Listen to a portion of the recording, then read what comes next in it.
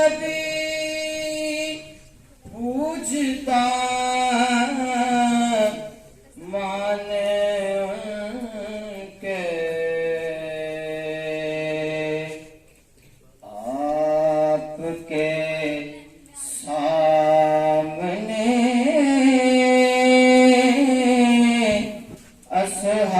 असहाब में बैठा होता आपके सामने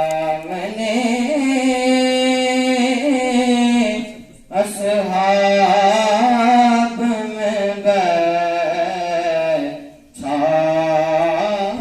होता और फखरी जब मस्जिदे नबवी में अज़ाने होती फखरी जब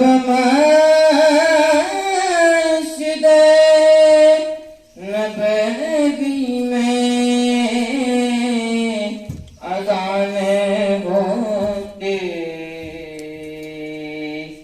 मैं मदीने से गुज़रता हुआ झोंका होता